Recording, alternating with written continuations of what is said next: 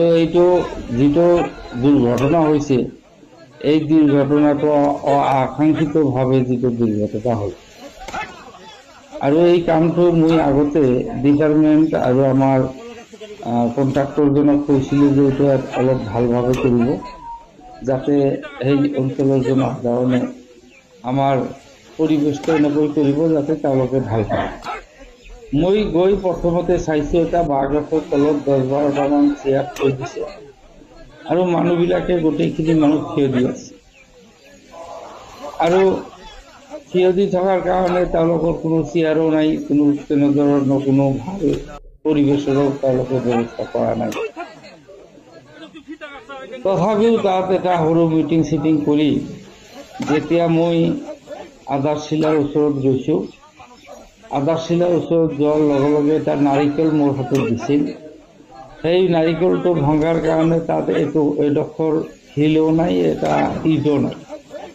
আধা ঘণ্টা ৰখি থকাৰ পিছত তাৰপিছত মই কৈছোঁ যে এই কামটো কাক দায়িত্ব দিয়া হৈছে। তো যিজন ল'ৰাক দায়িত্ব দিছিল মই চিন্তা কৰিলোঁ এইটো মোৰ দলৰে ল'ৰা হ'ব কিজানি। সেইকাৰণে তাক মই আমাৰ অবাঞ্ছিতভাৱে তাক মই এটা থাপ্পড় দিছোঁ আৰু এটা পৰিৱেশটো আপোনালোকে দেখিবলৈ পাইছে, তেনেকুৱা এটা ঘটনা ঘটিছে।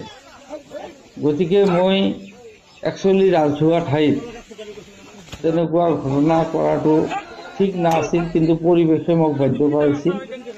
গতিকে যিখিনি ঘটনা হৈছে মই সমূহ অসমবাসী তথা আমাৰ বিলিচিপাৰা জনসাধাৰণৰ ওচৰত মই ক্ষমা বিচাৰিছোঁ যে মোৰ তৰফৰ পৰা এনেকুৱা ঘটনা মোৰ জীৱনত কোনোদিন ঘটা নাছিল, তথাপিও এনেকুৱা এটা ঘটনা ঘটি গ'ল। গতিকে কোনেও এইটোলৈ দুখ পাব নালাগে, কোনো কটূক্তি কৰিবও নালাগে।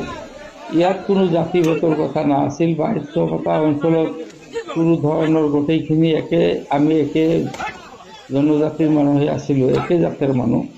গতিকে তাত হয়তো কোনোবাই ক'ব যে এইটো আমাৰ দলৰ বা আমাৰ সংগঠনৰ মানুহক অত্যাচাৰ কৰা হৈছে বা আমাৰ ৰাজনৈতিক দলৰ মানুহক তেনেকৈ অত্যাচাৰ কৰা হৈছে, তেনেকুৱা কোনো ঘটনা নাই।